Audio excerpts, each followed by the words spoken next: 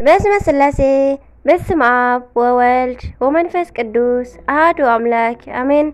سنكسار زورها تكمتي على شمونتا سنكسار بسمع زنب فقر قويتا عبلب يعنبب حالوان صلوتين ناي قدسان دما يركب ذكرى صادق العالم يلو ذكر ناي صادق نعالم يزنبر كاب كل خفوق زبلا كدحنو نقدسان تمحصنو آمين.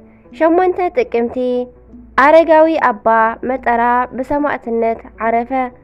አባ መጠራ አረጋዊ እዚ ቅዱስ ካብ ሃገር እስክንድርያ ዝተረኸበ ኣማን ክርስቲያን እዩ።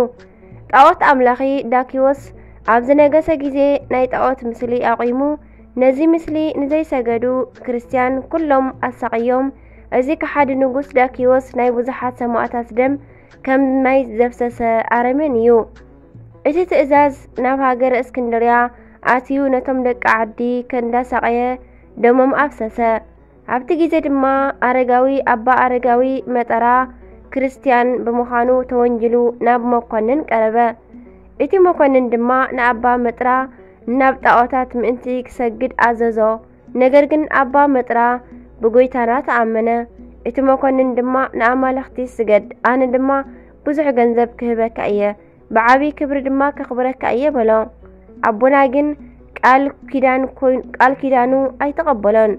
ኪዳንካን ገንዘብካን ምሳኻ ናብ ጥፍኣት ይኺድ በሎ። እቲ መኮንን ድማ በዚ ግዜ ተቆጢዑ ንኣባ መጥራ ጽኑዕ ቅፅዓትን ስቅያትን ክቐፅዐካ እየ በሎ።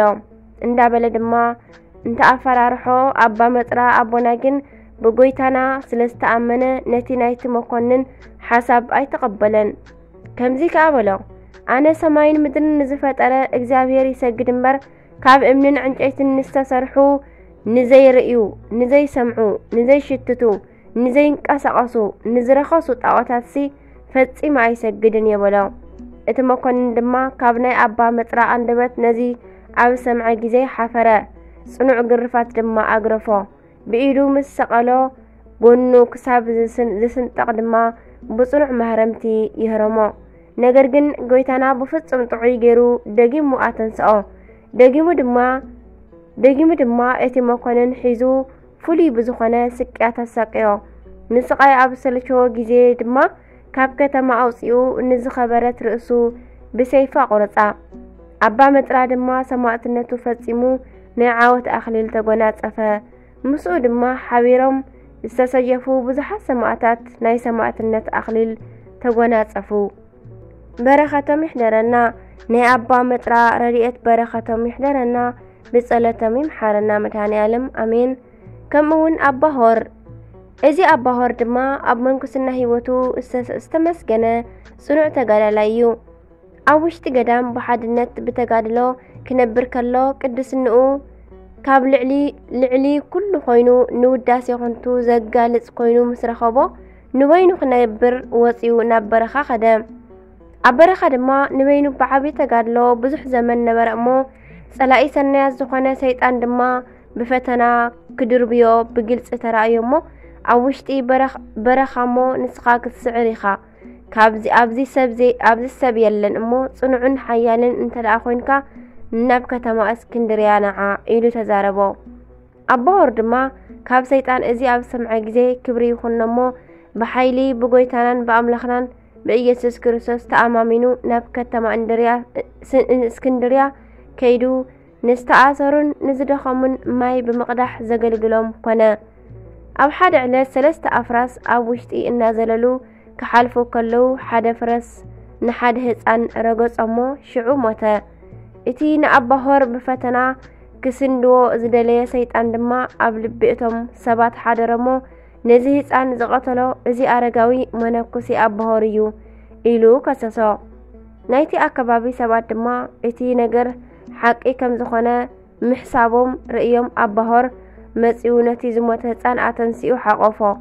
ብልቡ ብምጽላይ ድማ ናብ ጎይታና ምስ ለመነ ኣብ ልዕሊ እቲ ህፃን ብምልክት መስቀል ላማዕተበ። ካብ ሞት ድማ ኣተንስኦ። ኣባ ሆር ድማ ነቲ ህፃን ካብ ሞት ምስ ኣተንስኦ ንኣቡኡ ሃቦ። ድሕሪ እዚ ድማ ንውዳሴ ኹንቱ ብምጽያፍ ካብ ህዝቢ ሃዲሙ ብምኻድ ናብ በዓቱ ኣተወ።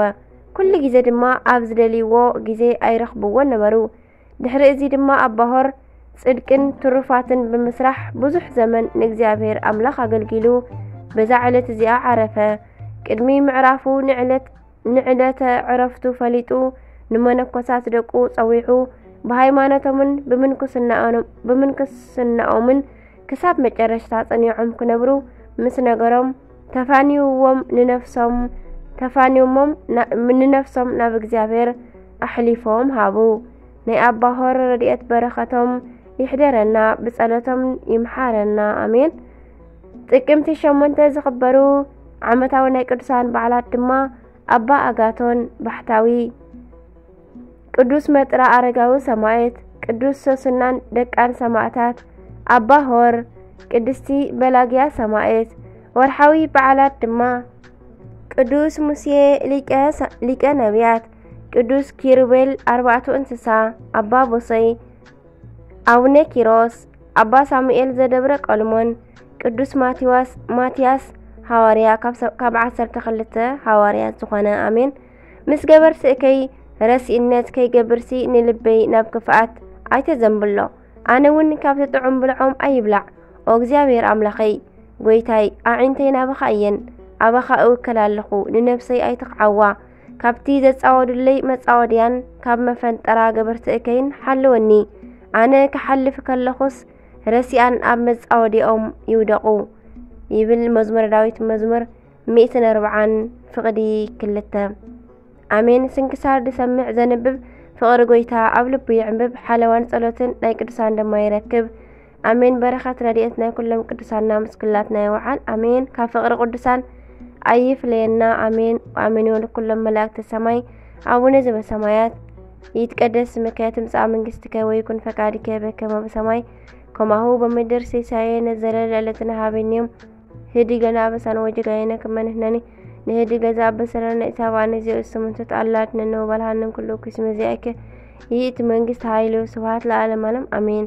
በሰላም ቅዱስ ገብርኤል መልአክ ኦ እግዝእትየ ማርያም ሰላም ለኪ ድንግል በህሊናኪ ወድንግል በስጋኪ እመእግዚአብሔር ጽባኦ ሰላም ለኪ ብሩክት አንቲ እምአንስት ብሩክ ፍሬ ከርሥኪ ተፈሥሒ ፍሥሕት ማርያም ምልዕተ ጸጋ ምልዕተ ውዳሴ ምልዕተ ሞገስ ምልዕተ ኩሉ እግዚአብሔር ምስሌኪ ሰአሉ ጸሊ ምህረተ ወንቲአን ምህረተ ኩሉ ዓለም ምህረተ ምድራ ጋዜት ሀበ ፍቅር ወልቺ ኢየሱስ ክርስቶስ ከመይ እስራኤልና ኃጣውኢነ ተማኅፀነ ክራንቺ አሜን። ወስብሐት ለእግዚአብሔር ወለወላዲቱ ድንግል ወለመስቀሉ ክቡር አሜን አሜን። ለይኩን